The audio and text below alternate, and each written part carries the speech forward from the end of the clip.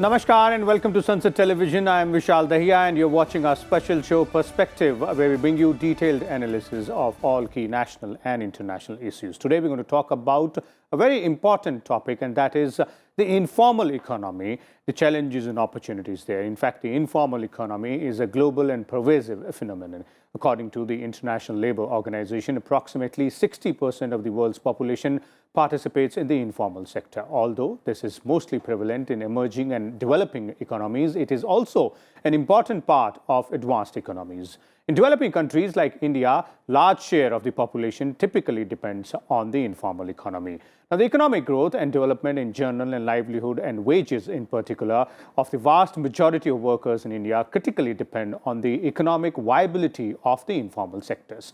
According to periodic labor force survey, that is PLFS, over 90% of the workers in India are informal workers. Out of these, those engaged in rural areas are significantly more than those in urban areas. This is primarily because a large number of informal workers are engaged in farm or agriculture activities, and those in urban areas are involved primarily in manufacturing, trade, hotel and restaurant, construction, transport, storage, and communications and finance business, as well as real estate. Now, there are various challenges and opportunities vis-a-vis informal economy, and several steps have been taken in the recent past to tackle those challenges as well.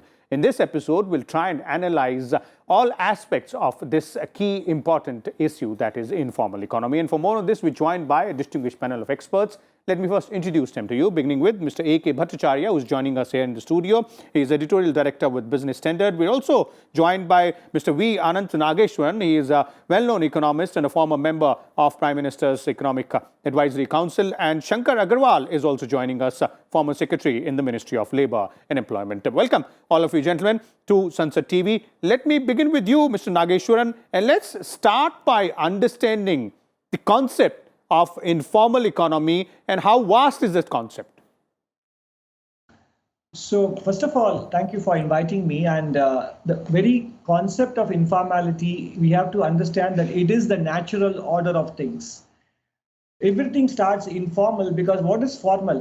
Whatever gets regulated then creates the distinction between formal and informal. If there are no regulations to comply with, then every firm is actually informal in that sense. It is the introduction of regulation and compliance that creates this division between formal and informal. So, and therefore, it is a pervasive phenomena worldwide, as you mentioned. Ultimately, what matters to us is the living conditions and the operating conditions of the people who are part of the informal sector. Some of them choose to be informal, which is their own decision, but the state may lose out because of that. But in some cases, it is not out of choice, but out of compulsion. And therefore, the state has an obligation to them, even though they are not part of the formal system. And that is where the challenge lies. Okay. Mr. Bhattacharya, your views there on the way we have to understand the concept of informal economy, or the workers, the workforce which is engaged in the informal economy. And as per these surveys which I was mentioning, the number is quite large. Oh, absolutely. I think the numbers are quite large. India is predominantly an informal economy, as you just pointed out. But I think to understand its impact on the workforce, we need to segment what is formal and what is informal. If you look at the size and the character of the workforce of the Indian economy, roughly there are about 475 million workers in this country at this point in time, but there's 42% of them are purely in agriculture. And agriculture, as you know, is informal in this country. So therefore, almost around 200 million people are taken out from there. Okay. Now, what is left now is around 275 million. Now, within that 275 million workers, you have got a very small, tiny portion, around 90 million, I would say, which are formal. And out of those 90 million, almost around 12% are of the total size are actually in the urban segment, rural segment, and 7% are in the rural segment. Okay. So 57 million there and 33 million there. Now that is the formal. Now the remaining ones, which are the informal urban and informal rural. Now that is around almost 185 or 170 million people. Now that's a large chunk. You take 200 million agricultural workers who are informal and another 170 million who are in the urban and the rural segments. Now the problem in India right now is not so much with agricultural workers. Now agriculture fortunately is doing rather well. It is getting the kind of the production dividends, the benefits, the kind of procurement prices and everything. So that is by and large doing better. In fact, the agriculture sector stood the onslaught of the COVID pandemic as well. Absolutely. Now the real problem of the informal workers is actually concentrated in the informal urban segment. That is around 20% of the workforce, which is around 95 million people. So if you want to really look at stress and what you need to do to address this challenge, you have to look at this 95 million bucket. This bucket of 95 million people who are the urban informal sector. It is the people who are in small trade, small finance, small transporter, small tourism, small tourism outfits. So that is a large segment. Now that is what is causing many other challenges to come up before the economy, of the challenges of demand, challenges of how do you make sure that the surplus in the economy is created. So therefore, if you want to look at the challenges of the informal economy, I would urge that we should actually focus on the informal urban sector of the economy, which is a large chunk, which segment, which is 95 million of people. You've broken down these numbers very effectively and efficiently there, bringing it in the focus, the urban informal workforce there. Let me also bring in Mr. Shankar Agarwal here, former secretary with the Ministry of Labour and Employment. Mr. Agarwal, if we have to look at the major challenges when we're talking about informal economy and the way both Mr. Nageshwaran and Mr. Bhattacharya made us understand the concept itself, one of the major challenges is to focus on the urban workforce there, one. But obviously, side by side, we can't, just forget about the rural workforce also. The challenge there would be to focus on the benefits, also ensure that, the overall economic cycle does subsume all this informal workforce as well. You see, first let us come to the definition of informal economy or informal worker. This distinction between formal and informal is only an artificial one, and it is based on certain regulation. That means if you have got more than a certain number of workers, you are covered under formal, otherwise you are informal. And if you are in formal economy, you are regulated by certain rules, regulation and act. Sometimes it is observed that employers are not interested in being in the formal economy because then they have to adhere to many rules and regulations. Let's forget about rules and regulation. What is the problem primarily? The problem is that for every worker, there should be three kinds of security. One is the wage security, second is the job security, and third is the social security. As far as the wage is concerned, as per the new laws, everybody in this country has to be paid certain minimum wages. So that is being taken care of. Second was the security. And again, now in the changing scenario, in the globalized economy, it is very necessary that we give flexibility to the job security. That means it should be easy for the employer to hire and be happy. And then in social security, why social security? Because in case of an emergency, in case of a medical emergency, in case of death, or in case of old age, people should be able to take care of themselves and their family members. And that is what is provided for in a social security. We got to create a mechanism, such mechanism for informal economy as well. And that can be done. It's not a very big rocket science. And that is what the present government is trying to do. Fair enough. Those three aspects I'd like to take to Mr. Nageshwaran there. Mr. Nageshwaran, your views there on these three major challenges when we're talking about informal economy, because these are the three aspects which are really important. The wage security, the job security, and the social security. Yeah, that's correct. I mean, And as Mr. Agarwal so beautifully delineated, so one is taken care of through minimum wages and the other is taken care of through some of the health insurance policies. And also, of course, the job security, of course, we are sometimes arguing that India's labor market is, if anything, inflexible. And in the informal economy, in fact, it is probably highly flexible, and that should satisfy many of the market purists. So ultimately, as he put it, it is not so much whether informal sector is a problem or not, but it is about their standard of living and the quality of living. And secondly, we should also not overstate the size of the problem, because we are still relying on a lot on 2011 census data. And I would like to take up that later. But right now, I would say, as Mr. Agarwal very rightly pointed out, it is these three issues are getting addressed, but whether job security is a matter of flexibility or is it a matter of fair application of rules, and that is where we need to be very clear about. Okay. But Mr. Agrawal, as I was pointing out earlier, and Mr. Bhattacharya also elaborated on it in detail. When we divide this huge number of workforce between the rural and the urban segment, although the larger number is employed in the rural areas, but as Mr. Bhattacharya is pointing out, the bigger challenge is vis-a-vis the urban workforce in informal sector. Do you agree? Yes. There's no doubt. You see what happens in rural areas. Even if somebody is poor, even if somebody is suboptimally employed, he or she is taken care of by the community, by the society. On the other hand, a poor person, a lady or a gentleman, he finds it or she finds it very, very difficult to get the emotional support from the society, because he or she is rootless. He or she doesn't have access to water supply, to good quality education, to good quality of shelter and health facilities. And that's why the problem of urban poor is much more serious than that of a rural poor. Okay.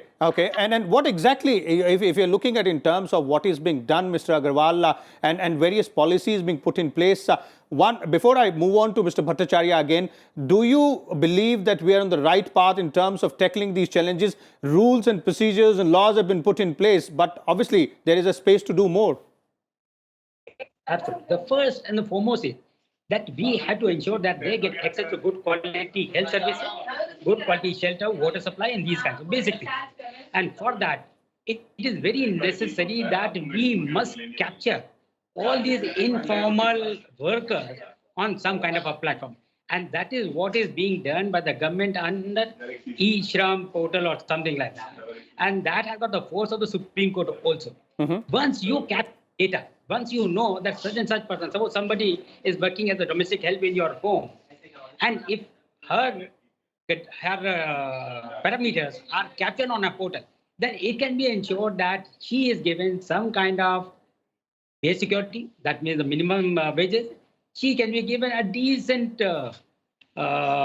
level of job security, and a good quality of social security. And for that, the to step in, because large number of private players would not like to come to support the informal worker like a maid. And if she goes for a maternity leave, they will be very reluctant to provide wages for next 6 months. Okay. So these are the inherent challenges there, Mr. Bhattacharya, as Mr. Agarwal was referring to, and then broadly specifying them in three different categories: wage, job, and social security. There, in your view, would you like to add more to it in terms of the challenges we face there vis-a-vis informal economy, and also the steps which have been taken, the policy decisions which have been taken, the platforms which have been put in place to ensure that those engaged in the informal sector do get their due benefits? Oh, no. I mean, I think Mr. Agarwal has been very, very comprehensive in his assessment of the kind of challenges that we face.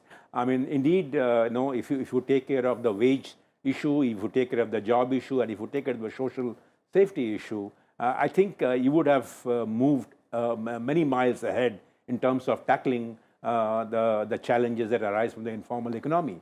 But let me say also that in terms of the social safety, the social safety net that is being talked about, I think the new labor codes that have been passed by Parliament but yet to be notified they take care of this informal urban segment of the informal economy, which is the gig economy workers. Now they are the worst affected in a pandemic-like situation. Now the social safety net in the out of the 4 labor codes, there's one labor code which is on the social safety, industrial safety. Now that addresses the issues about this urban informal workers thing. So if only if it could be notified fairly soon, then I think we would have made a huge progress on that point. Okay. The second point, what I would like to say is that we need to be conscious of the pitfalls in a regime of minimum wages, because India is one country, but there are 30 different states, and the situation, the economic capacity and the wage levels are not uniform all over the country. So therefore, if you are looking at a national minimum wage, my fear is that you will be introducing certain rigidities in the system, which with the very idea of wage security and job security and social security wants to bring in flexibility into the system. Okay. So when you are enforcing minimum wages, by all means allow the states to have their own minimum wages instead of having a rigid national level minimum wages, which will create rigidity in the system and probably shift workers from one place to another place, creating unnecessary, unneeded migration of workers. And for the informal sector, as we saw in the pandemic, migration of workers can actually be a big challenge for the policymakers to face. So I would say that social safety net, the gig economy has been included, is a very good thing. Notify it as soon as possible. And on the minimum wages, introduce and retain some sort of flexibility at the state level so that the minimum wages do not become a burden.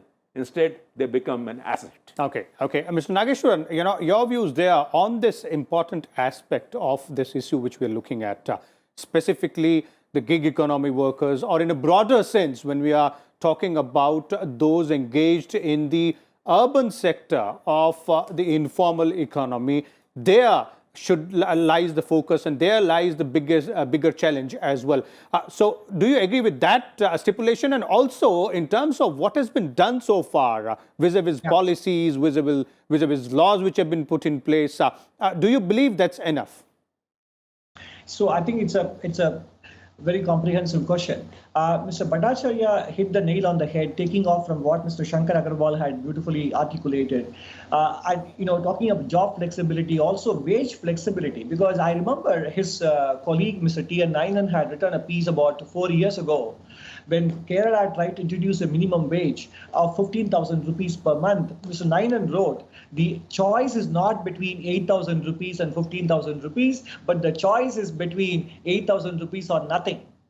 So basically, if you try to force fit everybody into a one single minimum wage, employers will simply choose not to hire. And that is the discussion the world has been having since the Nobel Prize was awarded to Mr. David Card recently. So everywhere, you cannot have a one-size-fits-all policy. And that is why, in some sense, the informal sector has certain elements of flexibility that we want the formal sector to embrace. The key thing is to make sure that they get the protection. And what the government has done, again, Mr. Agarwal alluded to the fact that the e-Shram portal in the last 2 months itself has seen a tremendous amount of enrollment, actually. And then we have the government in the last 2 or 3 budgets, including when Mr. Jaitley was the finance minister, they allowed the government to bear the cost of the PF contributions on the part of the employers, so that there is an incentive for the government to hire new workers, and also convert many of the informal workers into the EPF net, basically. So, and then last but not the least, the Udyam portal, which allows many small and micro enterprises to register themselves and therefore make themselves formal. One thing we should remember, worldwide, informality did not come down because informal firms converted themselves into formal, but as the economy grows bigger, the size of the formal economy becomes larger, and the informal economy by definition therefore shrinks. Nowhere in the history of the world has informal firms migrated to become formal. That is happens rarely. That is not the default development mode. Okay. Mr. Agarwal, your views there, and we are in the last leg of the discussion. In terms of the road forward or the road ahead, when we are talking about informal economy, it's a huge issue that there are a huge number of workers and people involved in this particular sector. It requires a gamut of laws or policy sets to work in tandem with each other. So how do you see things moving ahead from here onwards, and what more needs to be done? You see, as I said a little earlier, there are three things. First is that job security, wage security, and social security. And social security. My fellow panelists there said that we should not have a certain minimum wages prescribed for the entire country. I'm in little disagreement on that, because unless you have a reference minimum wages, many states would like to give only a pittance, and that was happening. Okay. And that's why it was thought that based on a certain formula, which was devised by the Supreme Court on the basis of minimum calories, clothing, shelter, entertainment, education, things like that, you can always arrive at a minimum wages for the entire country. And that should be the minimum wage which is being prescribed by the central government may not be the minimum wages for Delhi. That may be much more, maybe even 50% more than that which is being prescribed by the government of India. Okay. So that's it. And all over the world, you will find in every society, there is a concept of minimum wages. Now, coming to what you were saying, there's no doubt that the first step is to get the data of all these informal workers. And then we had to decide about the social security on a top priority. Okay. And social security, that they must have access to good quality health services, which is cost efficient. And that is what is being achieved through this Ayushman Bharat, which has been recently launched by the Honorable Prime Minister in Banaras. And I think these are the efforts, but if these are implemented in letter and spirit, there would be huge improvement. Second is good quality education. And as the state government of Delhi has done, if we are able to provide good quality education through the public schools, nothing like that. Okay. And that means that's not a big problem. Okay. Third is housing. Somebody was talking about the migration of workers during the pandemic. Why did it happen? Basically, primarily because of two reasons. People lost a lot of jobs. And secondly, even if they lost jobs, they did not know where to continue because they were living in one room. 10 people were living in one room. There's hardly any decent, respectable housing facility. So sustenance itself was in question at that time.